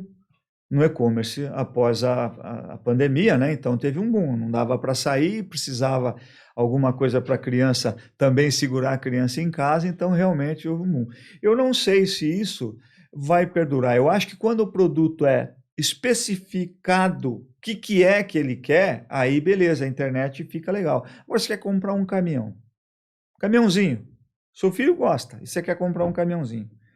A loja física vai te permitir ali, em pouco tempo, você tomar a decisão, senão você vai ficar, e um tem entrega de um jeito, o outro entrega diferente, um você paga o frete, né? o outro você não paga o frete, e, enfim, de repente o site, isso aconteceu comigo com um tênis, o site não era lá de Piauí, cara, levou 20 dias para chegar, e a criança, como é que fica? No caso do brinquedo, entendeu? É mais um pouco, acho que tem que pensar um pouco. Vende e-commerce? Vai vender? Sempre. Mas eu acho que a loja física também vai existir sempre, por causa disso. E as lojas físicas? Que eu acho legal ir na loja física, porque você, igual você falou, pela internet, você vê todos os produtos, até você pesquisa e fala, não, mas eu vou comprar lá porque de repente pode ter outras opções, enfim. Sim. Mas a loja física, você acha que se ela tiver uma experiência do cliente é mais legal? O cliente ter uma experiência dentro da loja, como são grandes lojas, né? Mas às vezes, por exemplo, você ter uma prateleira da BS Toys ali com os produtos BS Toys, mas que o cliente vá lá e consiga ter uma experiência. Eu sei que tudo isso é custo, tudo isso, né? Sei lá, expositor, enfim. Mas não seria legal as lojas terem uma experiência maior por ser brinquedo, ser mais lúdica? Seria sim, seria. E a gente tem aí casos que a gente vê que isso acontece com sucesso. Por exemplo, o Hot Wheels, certo? Que disponibiliza o stand, ele determina na loja onde que vai ficar o expositor dele, e aí o sucesso é certo. Até porque o produto também é muito bom, né?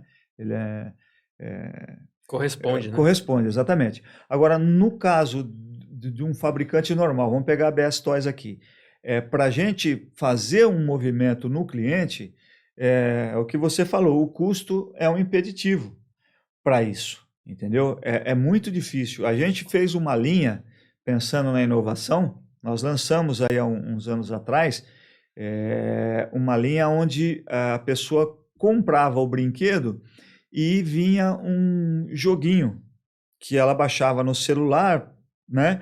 E brincava no joguinho com aquele brinquedo. Então era um carrinho, aquele carrinho, a gente mandou fazer os joguinhos e brincava com aquele brinquedo. Mas como vender isso? Eu só tenho embalagem. Eu tenho embalagem para comunicar isso. E na embalagem, para comunicar que lá tem um joguinho, que ela vai baixar o joguinho, e que aquele joguinho tem aquele carrinho que ela está comprando, tudo ficou inviável. E a gente lançou e nós investimos, mas não tivemos o retorno desejado. O que precisaria? Talvez uma TV, em cada ponto de venda, entendeu? Para poder divulgar, ou mídia mesmo, né?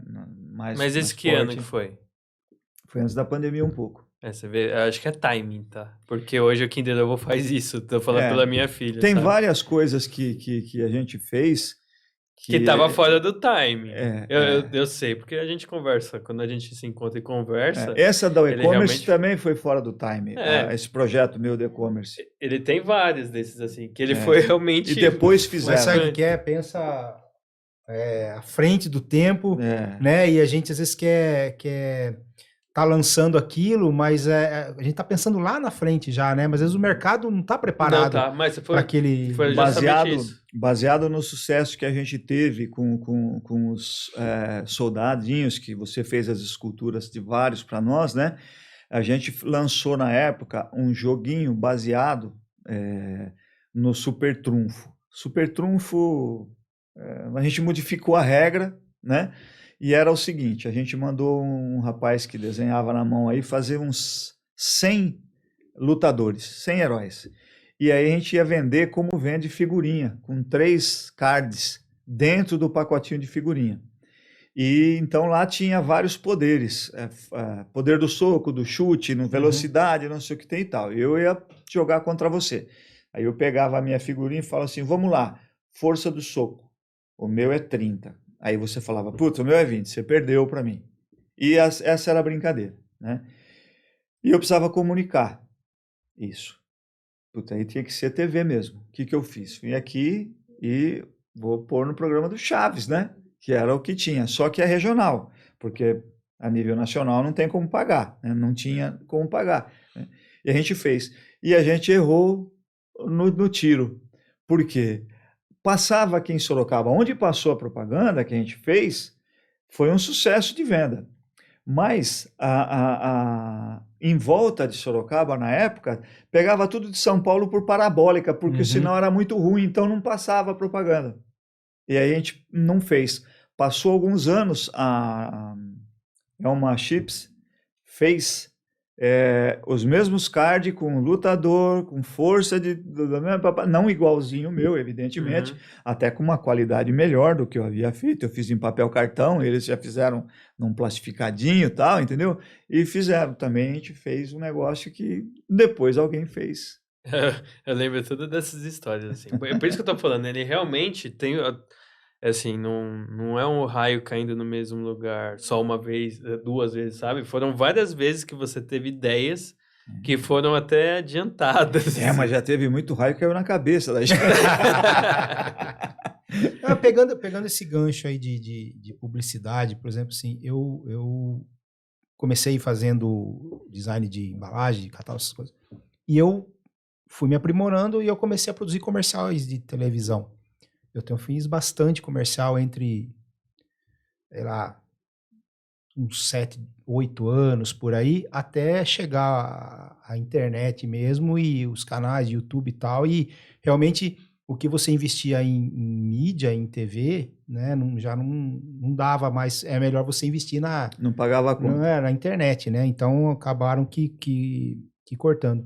Como é que você vê hoje em dia a publicidade infantil? Não tem mais programa infantil para você colocando os produtos, né? E era outro dia eu vi uma matéria falando nisso, posso até tentar localizar para te mandar, aonde uma youtuber estava sendo processada porque ela estava fazendo no canal dela propaganda de brinquedo, né?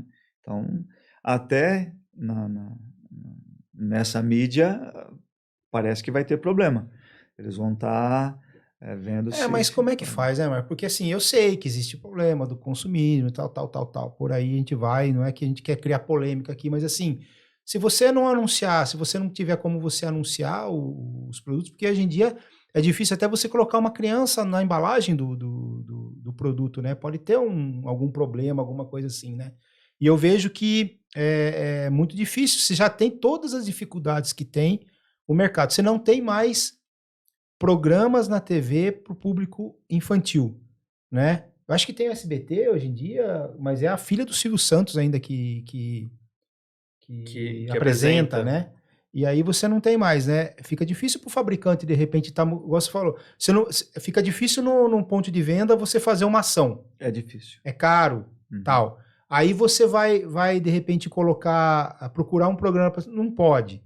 Uma criança não pode estar aparecendo com o... Mas quem que brinca com o produto? Né? Então, eu não sei como é que o fabricante está se virando hoje em dia. Com o marketing da empresa. Infelizmente, está acabando, né? E a gente, então, tem que ir procurando outras formas de investimento.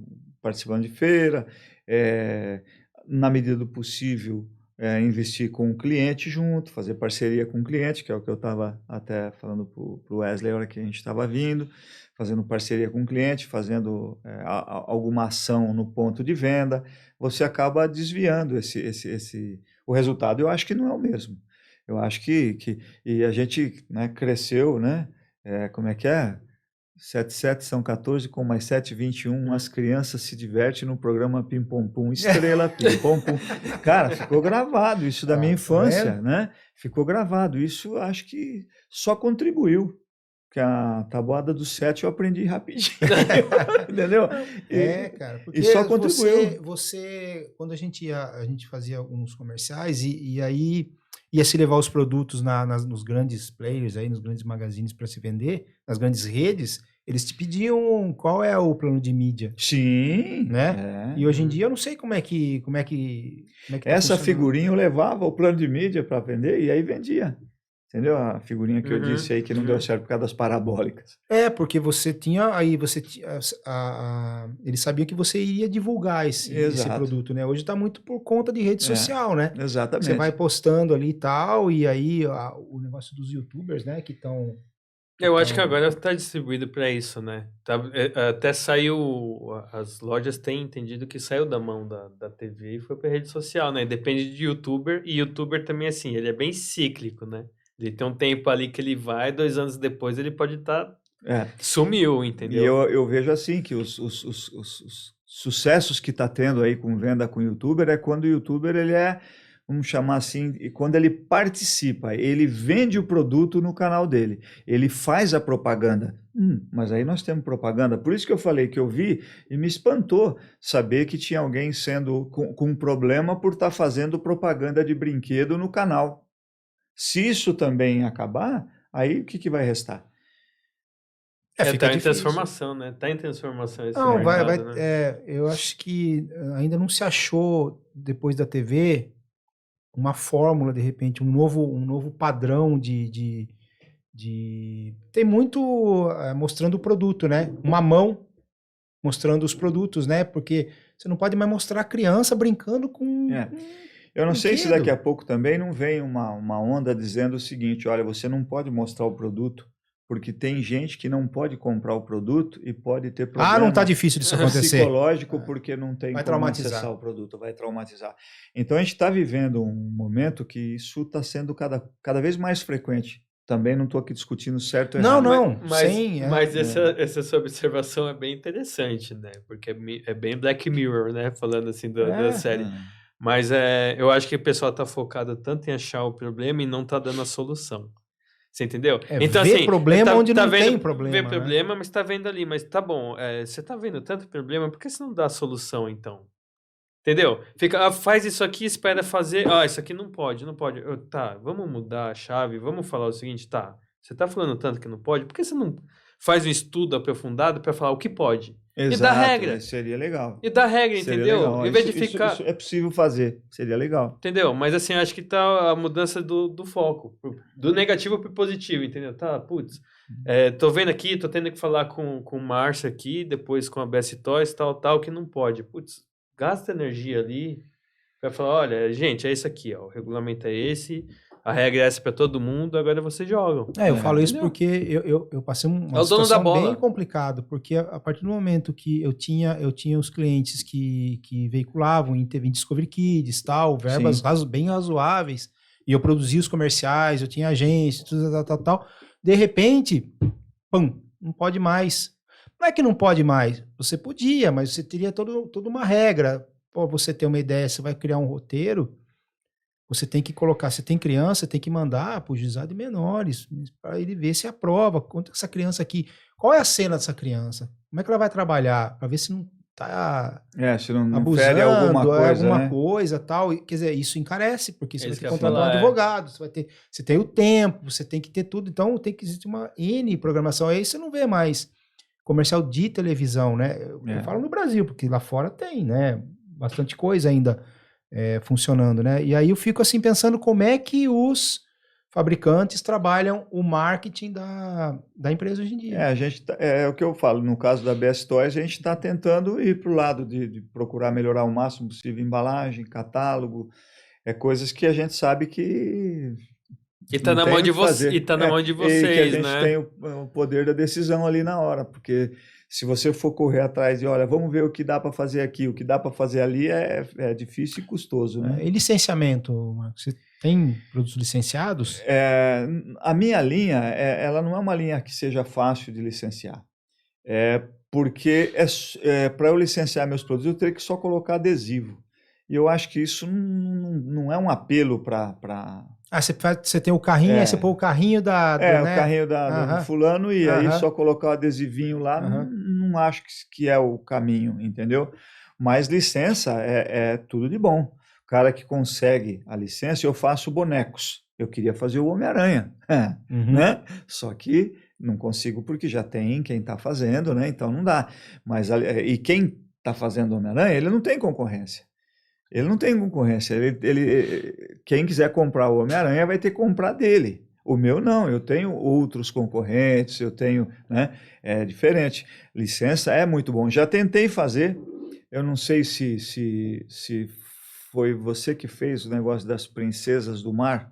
Foi eu. Foi você que Foi fez eu. para mim, Fabia não foi? foi. Então, esse foi eu estava tentando ir por esse caminho. Fui um monte de feira com a Marici, e enfim, um monte de lugar para ver licença e tal. E olha, para você conseguir licença, você tem que começar com umas básicas.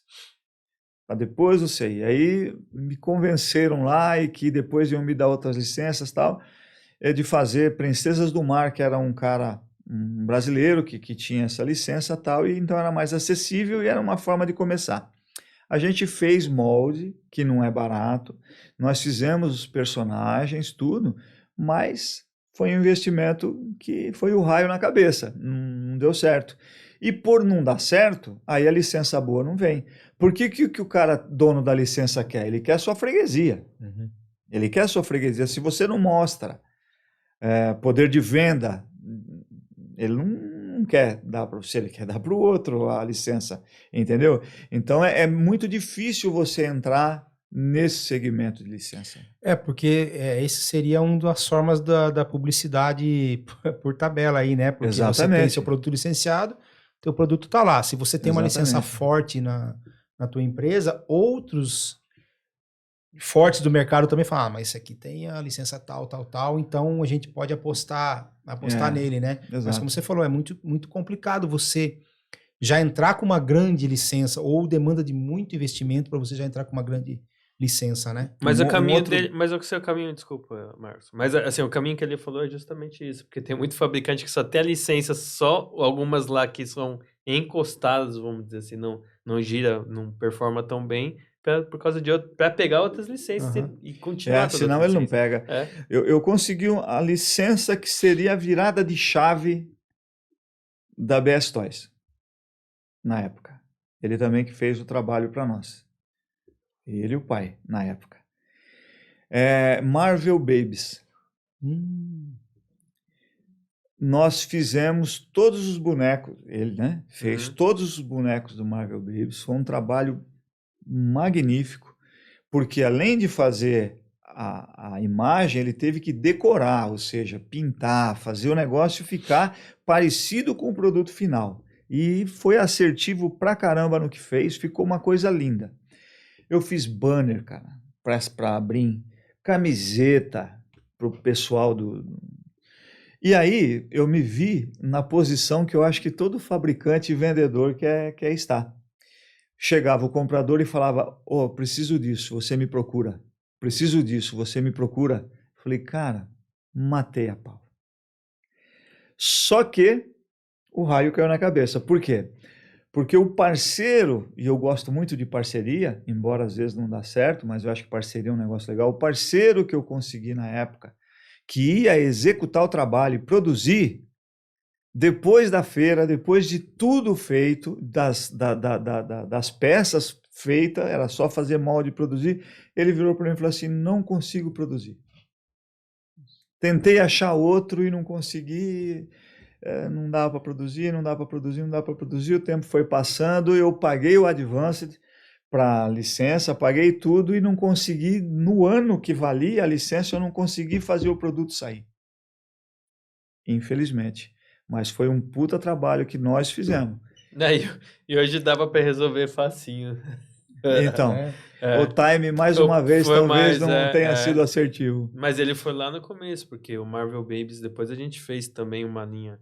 Aquelas linhas que são metade de tecido, foi bem depois disso aí. Foi bem depois. Eu tava ali, aquilo ia ser uma virada de chave, porque ali eu ia conseguir cliente que eu não tinha produto para entrar no cliente, né? Meu produto era ainda... ele é abrir porta, abre cara. porta. Abrir porta e abrir porta de outras licenças. E não tinha produto nenhum feito desse jeito. Não.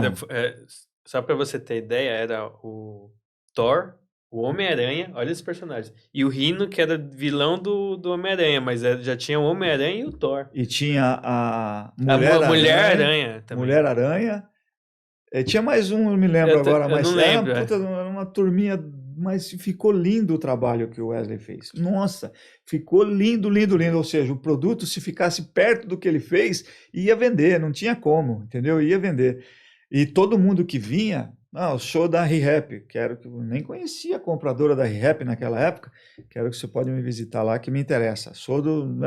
Meu Deus do céu. É o poder da licença, né? Exatamente. É o poder da licença, como ele realmente chama a atenção não só do comprador, mas tô falando do final, mas do lojista, até de outras agências que cuidam de marcas. Todo mundo tá em cima disso, né? Exatamente. Quando acontece a situação desse jeito, né? Porque puxa muito o nome, eleva o nome. O nome, né? Você coloca lá num outro patamar. Você tem a mesma qualidade, você está produzindo os teus produtos com a mesma qualidade e tal, mas te coloca numa prateleira acima, né? Exatamente. Quando você tem esses produtos, né? Porque chama atenção devido à exposição que eles têm por causa do cinema e desenhos e TV. E não vai chegar ninguém lá no seu cliente e falar assim, mas eu tenho esse aqui, vendo um pouquinho mais barato. Ou dou um prazo diferenciado. Não tem, porque só você pode fazer. Esse é o grande diferencial da licença boa, né? A ruim não adianta. Você ter essa exclusividade, né? Exatamente. É que tem algumas licenças também, que a gente já conversou aqui, ele te dá o boneco de 10 centímetros e depois dá o de 15 centímetros, o de 20 centímetros. Aí se arrebenta um, arrebenta o outro. Exato, né? Porque aí fica a briga, volta a acontecer. O importante é a licença você fabrica o dono boneco, da licença não está nem aí, ele quer que entre dinheiro para ele de todo lado, né? Mas às vezes na soma do negócio, né? Mas vai entrar X aqui, Y aqui, Z aqui, picado, né? Se ele der a licença para um fabricante só e esse fabricante tiver o poder de distribuição, de fabricação, entra o montante, né? De uma vez só, não sei que tipo de conta que é essa, mas enfim. Agora vai sair Transformers, né? Eu vi esses dias aí o filme novo do Transformers aí. A indústria de cinema, de filmes, influencia vocês? Muito, muito. Toda vez que sai um filme, você vê até Jurassic Park, o que saiu é sucesso de venda, né? Transformer na época, primeiro, nossa. E Velozes e Furiosos acelera para você Furiosos, lá? Você vê como não, é a tabela, né? Sempre tem uma influência, pegam o gancho, embora vocês não tenham o produto, obviamente, licenciado e tal, mas tem que pegar o gancho da vibe do negócio. Exato. Né? Um exemplo é o Jurassic Park, né? Fazer um dinossauro Rex, não tem como dizer que aquilo tem licença, né? E o dinossauro é um dinossauro. Quantos não tem hoje fazendo os dinossauros aí? Né? E daqui a pouco vem de novo e quem tem ele para vender vai vender mais por conta do filme, não tem nem dúvida. O que eu vejo assim são os produtos que você faz naquela temática, naquela pegada, para você poder pegar o... Rebarba. Não, mas eu acho assim... Você sabe, porque por causa da nossa pirâmide social também. É aquilo que eu falei, a base dela é muito grande. Se você tem um Transformer, por exemplo, original, talvez a maior parte da população lá não vai ter acesso, certo? Ao preço que ele tem que ser. Então, o genérico, vamos chamar assim, vai atender essa parte da população que ficaria sem, entendeu? Eu acho que até tem sentido ter os genéricos por conta disso. Óbvio que o dono, quanto que não investiram para fazer um filme do Transformer, ele tem que ter o retorno, mas ele vai ter. Ele vai ter, porque o original vai vender. É indiscutível, entendeu? Só que tem uma parte da população que não vai ter acesso. Hoje esse leque de opções de licenciamento é enorme, né? Porque realmente hoje você tem muitos estúdios criativos produzindo novos conteúdos assim, muito rápido, né? Então, de opção, o leque de licenciamento está muito maior do que naquela época, por exemplo. Só que mais apostas ainda, porque antes era uma concorrência de um personagem com outro, agora é tudo diversificado ali de gente que está no estúdiozinho pequeno fazendo, né? Agora, Marcos, eu ia te puxar até outra coisa aqui. Fala um pouco pra gente desse produto seu. Deixa eu passar um para você. Ô, Márcio, experimenta aí. Esse não é para comer, hein? Se for experimentar... Não, já estou até falando. Porque... Esse produto aqui é uma parceria que nós estamos fazendo, a Best Toys, como eu disse, eu gosto de parceria. Stick Toys. é a empresa que a gente constituiu. Ela é uma empresa química aqui de Sorocaba, com mais de 20 anos aí no mercado, né? E a BS Toys. A gente teve na feira da Alemanha, essa última aqui, e a gente ficou impressionado com a quantidade de stand Caramba. que tinha lá na feira com esse tipo de produto. Com todas as texturas, com o que você imaginar. E muito stand disso daqui. Então, eu acho que isso é uma tendência que veio para ficar. Uhum. A gente sabe que até para autista, esse tipo de produto é interessante. A gente já teve experiência assim, de gente para, puta, olha, meu filho, tal, me arruma que a professora, ou sei lá, quem cuida dele lá, médica e tal, disse que é interessante para ele. Então, é impressionante o que a gente viu lá. Então, a gente fez essa parceria, nós estamos chegando no mercado com esse produto, com alguns diferenciais, né? Que é o seguinte, né? A gente tem aqui nesse produto, como é que chama? Um hidratante para a mão, né? Então, você fica com a mão úmida, né? Sim. No início, porque na composição dele vai água mesmo, né? E o perfume também, né? Colocamos um perfuminho delicado aí e o hidratante. E a gente procurou fazer uma fórmula onde ele não gruda. Eu vou fazer o meu desafio. Mas eu tenho que avisar, mas eu Ah. tenho que avisar as mães do seguinte: na fórmula desse produto aqui tem água e tem o pigmento que dá a cor. Sim. Se você deixar isso repousar num sofá, sim. o próprio tecido do sofá, se for de tecido, vai absorver e vai manchar. Sim, sim. Ele diferentemente de quando tinha os slimes lá atrás, que era bem líquido, a criança fazia em casa, aquilo era muito líquido. Então, aquilo caiu, grudava e não tinha mais. Esse aqui não, caiu, você vai lá e retira e guarda. Entendeu? Não tem problema nenhum com esse tipo de coisa. Então, é uma parceria que a gente está fazendo com essa empresa, é a Marte Química, aqui de Sorocaba. A gente constituiu uma empresa, que é a Stick Toys, para a gente poder, então, estar começando a navegar nessa área aí. E ele tem um nome diferente, esse tipo de produto? Porque você falou assim, diferente da Amoeba? Pega um verde lá. A gente colocou o nome... Esse é outro. É outro? Esse daqui é só pigmento. Esse aqui entendi. É só pigmento. Agora eu vou fazer um desafio para você, Márcio, que para mim você vai entender porque não vai funcionar. Passe isso aí no cabelo. Não, mas pode passar. Olha lá. Tá vendo? Olha que meu cabelo é preto, então aparece pouco. Você viu? Ele não gruda. Então, agora, óbvio, se você deixar ele ficar aí no seu cabelo... lógico, ele vai porque a água vai tomar conta. Mas então, não no primeiro momento, E é uma coisa que tem dado certo, porque a gente vendeu já para alguns clientes grandes. Eu comecei vendendo para um outro cliente grande e a gente já está com reposição. Eu já tenho cliente aí que, inclusive, já mandou personalizar a caixa para ele vender com a marca dele e está indo bastante bem. Para nós, isso é uma inovação, porque sai fora da nossa linha de produto, né? Bastante. Que é completamente diferente. Mas é uma linha que vocês vão ter ou é uma linha para outros comprar e personalizar com a própria marca?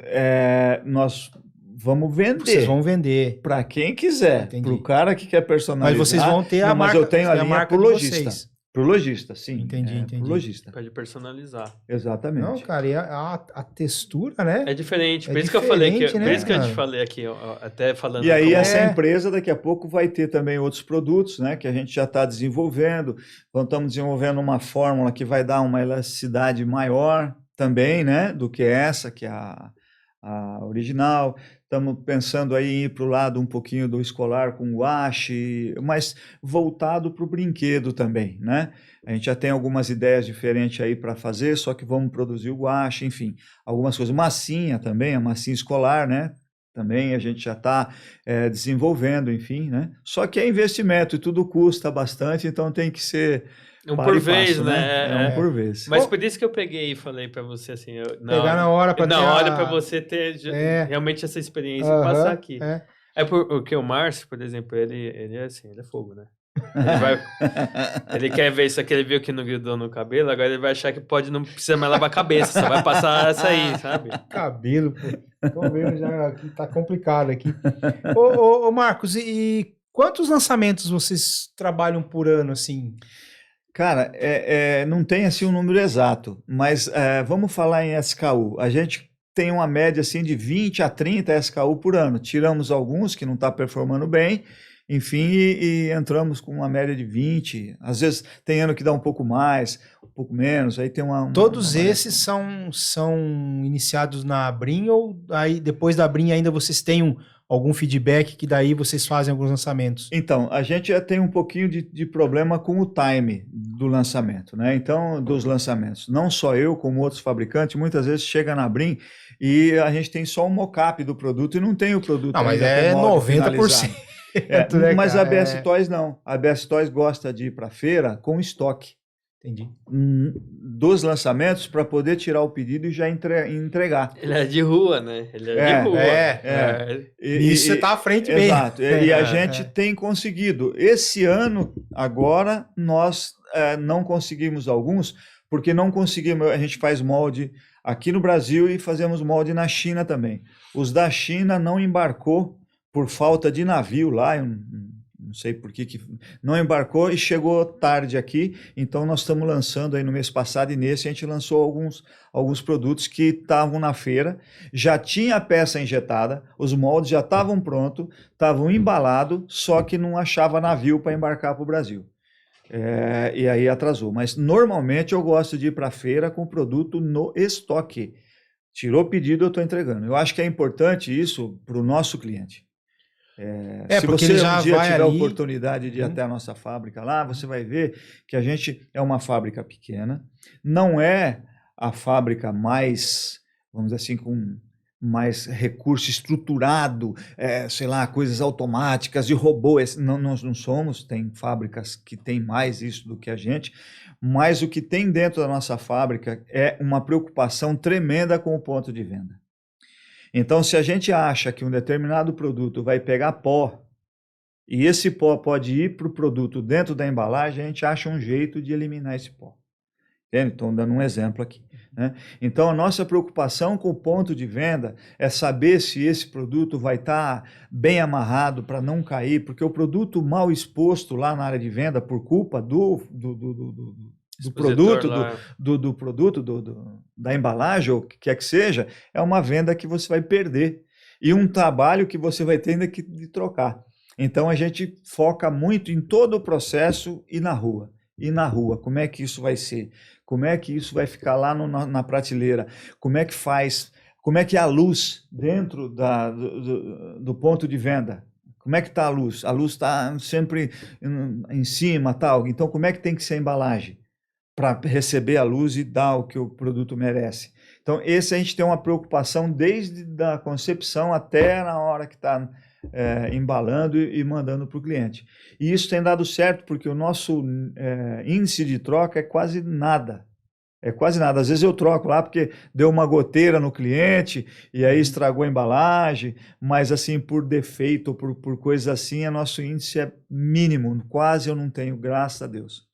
Falando a gente falou bastante de time aqui, né? Umas vezes sobre time e tal, e você começa a pensar nos produtos para a feira do ano que vem, provavelmente você deve estar pensando em lançamentos pro próximo ano. Quando você começa a trabalhar os lançamentos do próximo ano?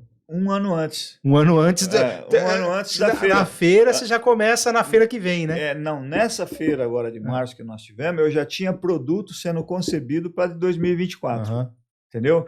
Então, hoje eu já tenho o produto pronto, moldes pronto, falta desenvolver a embalagem, falta alguma coisa, mas o molde, que é o mais demorado, já está pronto para ser lançado na feira do ano que vem. Por isso que eu vou ter estoque.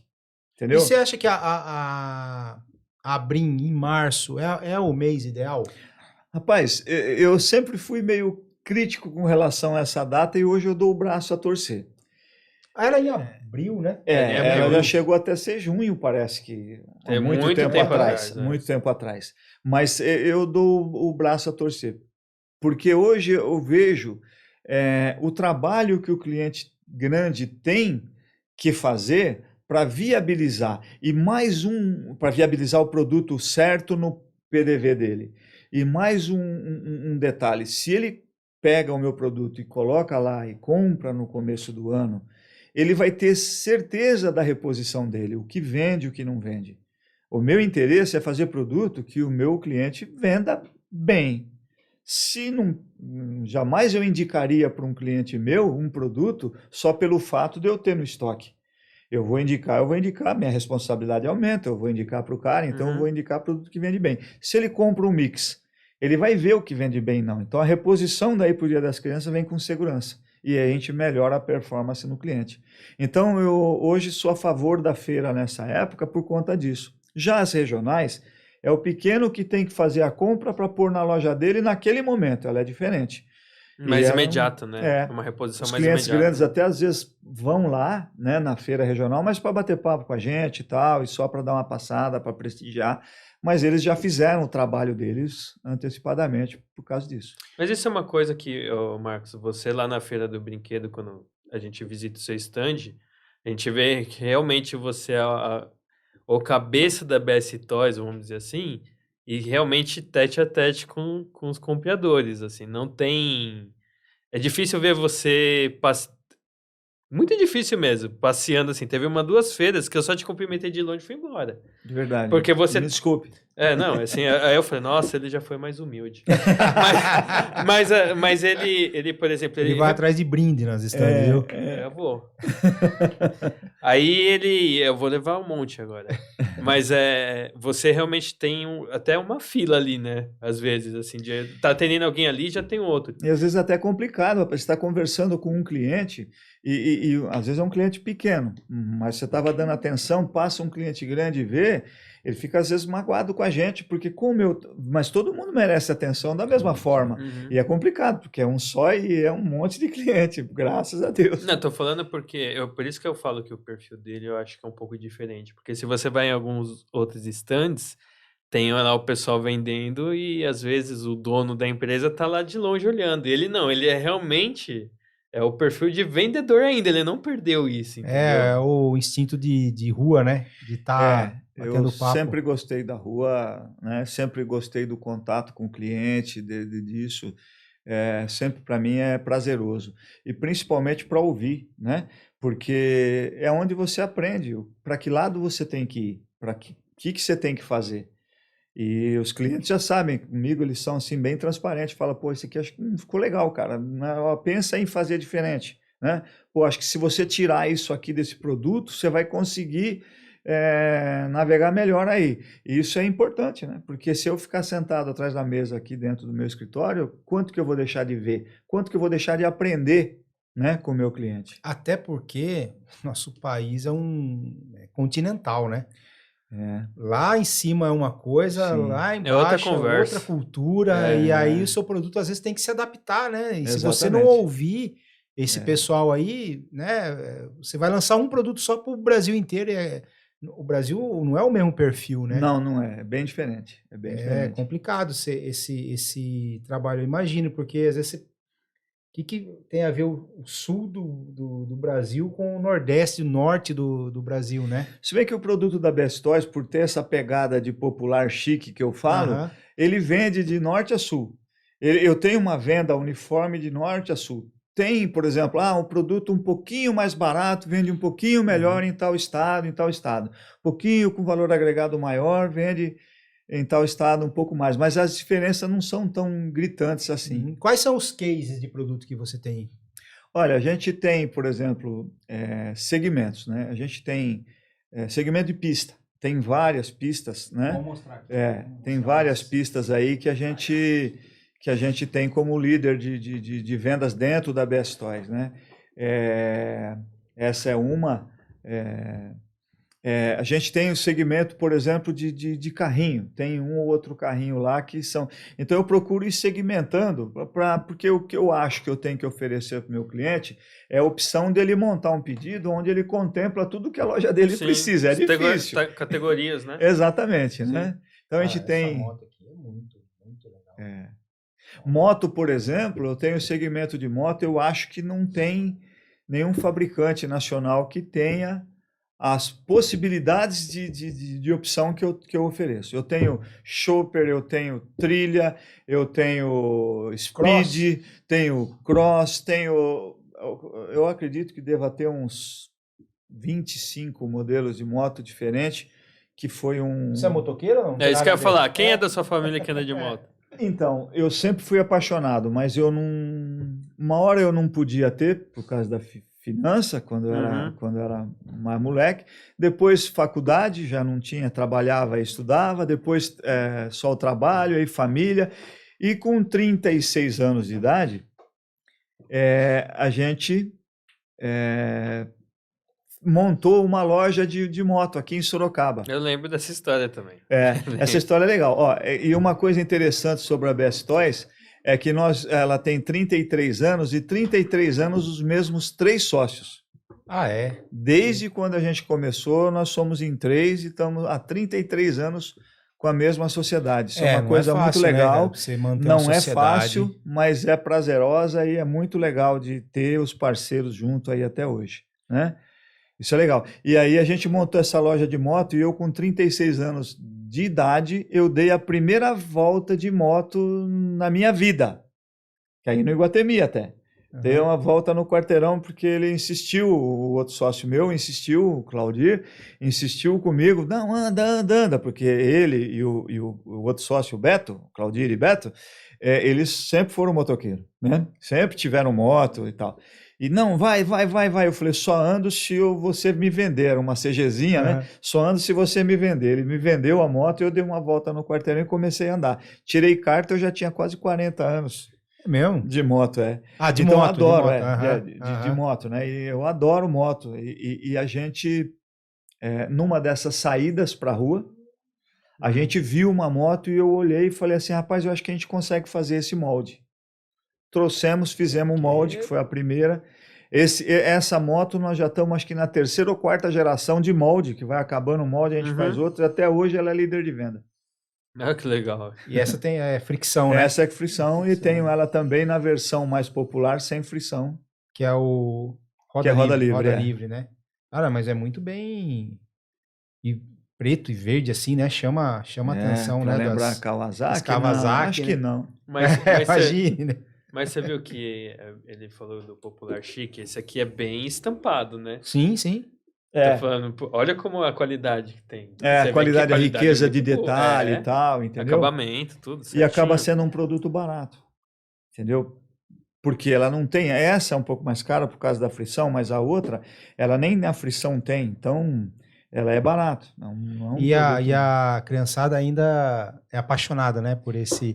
Embora, acho que muito adulto também, né, uma decoração, e gosta também, né, Você sabe que eu fiz uma moto, tenho ela em linha até hoje, é um produto bem complexo de montar, são acho que quase 30 peças para montar uma moto, que eu recebia vários telefonemas, vários, na época, e-mails, sei lá o quê, solicitando para eu mandar para o cara, que o cara colecionava, de tão perfeita que a moto ficou. É uma moto trilha, que foi, acho que a 2ª moto que eu fiz, 3ª moto que eu fiz. Ela é grande, mas ela tem uma riqueza de detalhe que é impressionante a moto. E os caras compravam para colecionar.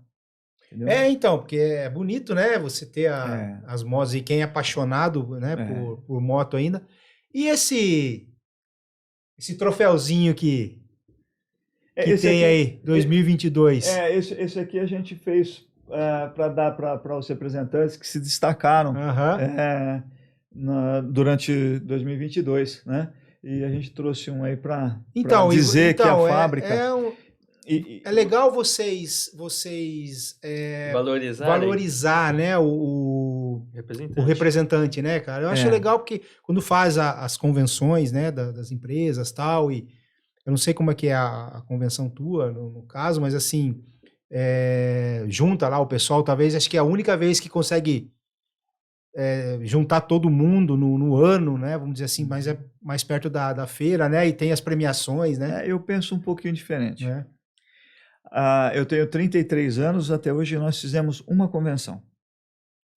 Eu participei de muitas. os amigos chamavam, eu ia, na época que era distribuidor e tal, né? Mas eu sempre achei que é uma mesmice danada. Um negócio meio que, isso, opinião minha, e eu vou pela minha Sim, opinião. claro. E é todo ano, né? Porque a região tal vendeu não sei o quê, porque não sei o quê, então o que eu procuro fazer?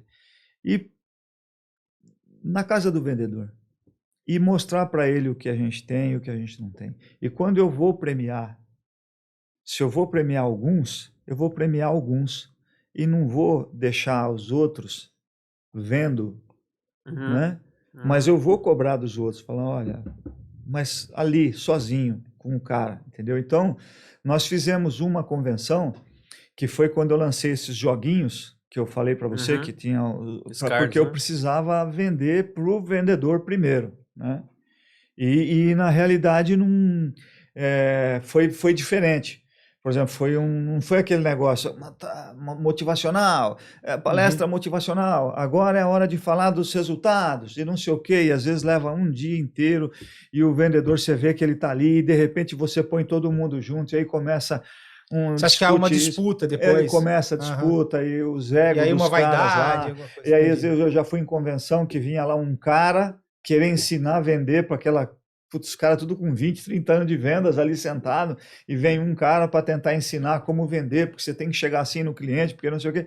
Então, eu sempre achei que não cabia muito. Então, eu tenho esse estilo de estar com os representantes. Faço lá na feira, chamo todo mundo quando vai começar a feira ali, todo mundo vai até o meu stand, eu mostro rapidamente, porque eu sei que todo mundo tem o tempo dele precioso, e vai para uma convenção, e vai para outra, e não sei o quê, e no fim eles não...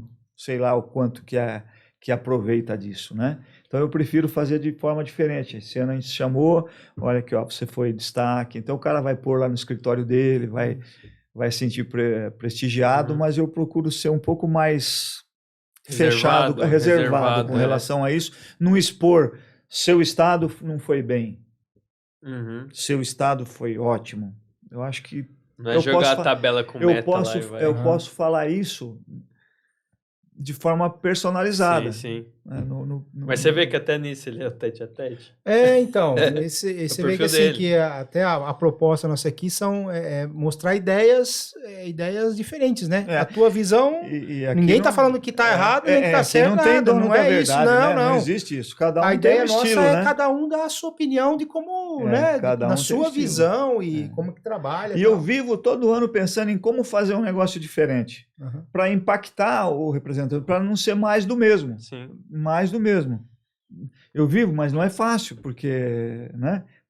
Essa que a gente fez tinha mágico, tinha fazendo mágica e relacionando com venda, mas só que mostrando como que o cara que é vendedor como que eles são. Eles têm que ser mágicos, cara. Né? Duro na rua não é fácil não, cara. Entendeu? É complicado. E só voltando numa coisa que você disse lá da feira, que você me vê e vê que eu estou ali o cabeça tal, naquele momento só. Porque a empresa, sem os outros sócios, sem os representantes, sem a estrutura que você monta, não adianta nada. Não adianta eu chegar lá e vender se eu não tiver quem produz, quem entrega. Não adianta nada você ter as melhores máquinas do mundo se não cair um pedido na sua empresa. Vai ficar tudo parado lá, entendeu? Então, eu acho que toda empresa ela é uma engrenagem. Não tem a peça mais importante. Existe cada um com a sua função, né? Então, lá, eu tenho um sócio que não gosta de ir na feira. Para eu conseguir convencer ele dele ir na feira, é um parto toda a feira. Acho que eu só vi ele uma vez ou duas só na vida. Exato, ele não gosta de ir. Não, que nada. Mas há o respeito, lógico, né, tal, lógico. Ele sabe da importância, tudo, só que não é praia dele. Não é praia dele. Então, eu acho que cada um na sua e cada um tem a sua importância. A começar pelos nossos representantes, que se não cair pedido, você pode ter a melhor equipe e não vai acontecer nada. Entendeu? Até porque a feira são o quê? 3, 4 dias? 4 Depois dias. tem 361 dias aí, que tem o resto ainda, né? 4 dias só. Ô, Marcos, indo pros finalmente aqui, você comentou com ele da pergunta? Não, que isso não é meu papel. pergunta. Esse não é meu papel, Márcio. Uma pergunta aqui que Essa a gente faz. pergunta é tranquila. Não, A resposta mais simples é não sei. Vamos ser assim, ó, pau! Aí eu pego o quadro Mas e vai bater na mesa? o Bruno não gosta que bota na mesa. Aí, Bruno. Até o convidado bateu. Ô, Marcos, qual que é o teu brinquedo de infância? Eu jogava, eu não sei, cada lugar tem um nome. Uns falam bets, outros falam maçaneta, Taco. taco. Em São Paulo era taco, Uhum. né? E bola, né? Você é um jogador de futebol? Não, eu sempre fui esforçado. Ah, é. Eu dava um jeito de jogar na seleção do colégio para fugir da escola, entendeu? Ele era um bom gandula, resumindo. Ele era um bom gandula. Mas você falou, você é de São Paulo. Sou paulistano. Então você jogava taco. Jogava na rua, Aham. lá na Vila Prudente. Aquele jogava. que tem a latinha Isso, e... na época não era latinha, era latinha as de óleo? varetinhas. Ah, as As varetinhas. varetinhas. Mas lá você chamava de taco mesmo? Lá chamava taco. né? É. Uhum. Eu jogava também, era taco. Meu pai fala Betis. Bets tem Betis, lugar eu que é. nunca- Betis eu nunca tinha Meu pai ouvido fala falar. Betis. Eu já vi falar maçaneta também, que é Esse eu mais não- incomum. esse eu não- Mais incomum, mas já ouvi falar. Legal. Ô, Marcos, deixa aí um recado final aí sobre a BS Toys, os propósitos da BS Toys, o que você espera para esse 2023 aqui? Olha, eu acho que o recado que todo mundo tem que ter em mente que eu poderia deixar é a gente sempre ter esperança, sempre ser positivo, né? Sempre achar que tudo vai dar certo e vai, né? Acho que 2023 é um ano que, como todo ano, não é porque houve mudança ou não, mas como todo ano que tem muita política envolvida, ele é um ano que às vezes perde-se um pouco o foco, mas eu acredito que nós vamos ter um ano bastante bom. A gente está vendo que os clientes assim mais importantes, os grandes clientes estão comprando e estão acreditando, então não é uma coisa da BS Toys, tem muita gente acreditando, e acho que vai ser um ano bastante bom para a gente, não tenho dúvida, acho que vai ser um ano legal. Legal. Marcos, cara, muito obrigado da participação tua, né? Ter dado um pouco do teu tempo aí de estar participando aqui com a gente. É uma honra pra gente receber uma empresa com a história que tem, né? Veio através do nosso amigo Iguchi aqui, né? Pertinho aqui, né? E um cara lá na quebrada, lá de São Paulo. Jogando taco. Jogando taco, né? E o Wesley fez o convite para você. Eu conhecia você de vista. De vista sim, eu conhecia você, de nome, de mercado e tal, mas eu nunca tive a oportunidade. Falei, né? Na feira eu tava conversando com o Sica, né? Com o Sidney lá. Sidney. Você tava atendendo uma pessoa... E aí ele estava dentro da tua stand, eu fui conversar com ele, que ele estava esperando, né, você, legal, você legal. terminar lá o... Famoso, né? O atendimento. Famoso. Quem? O Marco? Não é Star, nada, né? não é nada. Todo mundo vai lá para me cobrar. E, então, muito obrigado, tá? De ter Eu que participado aqui agradeço. com a gente, cara. Foi uma honra e um prazer ter você aqui conosco, Eu tá? que agradeço. Obrigado. Diferente, né? Tá aqui, mas muito legal. Gostei bastante. Valeu. Wesley, valeu. Obrigado. Mais um Toys Podcast. Vamos finalizando aqui. Brunão, obrigado, amigão. Tá com fome? Ô, Márcio, posso falar um negócio pra você? Pode. Puxa aí você, seguir, se inscrever aí. A gente sempre esquece, né? Não, eu tenho lembrado por causa do nosso amigo lá, né? Que veio aqui e falou. Então, porque a gente sempre, esse negócio de, segue a gente aí, Gabi. curte a gente nas redes sociais, é Toys Podcast. Toys Podcast é o canal do YouTube, @Toys Podcast. Nós estamos no YouTube. Aí nós temos o Instagram, @Toys Podcast Oficial. E no TikTok também, né? Tem que estar no TikTok. Eu tô olhando lá, eu fico olhando lá e tenho que olhar na câmera aqui. Ele Mas fica me também cobrando. tem o da BS Toys, né? BS Toys. Oficial. Deixar as redes sociais, que eu coloco no GC e eu acabo esquecendo de @BS Toys. @BS Toys, né? BS Toys. E teu site também é www.bstoys.com. Sabe o que eu tô falando? Me falaram isso, que a gente tem que pensar em quem tá ouvindo e às vezes ele não consegue, não tem a visão, porque tem que falar a rede. Colocar o GC no vídeo, né? A gente esquece mas do a gente áudio. põe no Spotify também, né? E aí a gente acaba... Tem que no falar, Spotify não dá pra ver, né? falar Esperto. Não, mas isso foi Tá aprendizado certo, meu que eu tô tá certo, tá repassando certo. aqui. É isso daí. Então, beleza, gente. Terminando aqui mais um Toys Podcast. Até semana que vem. Um abraço. Tchau.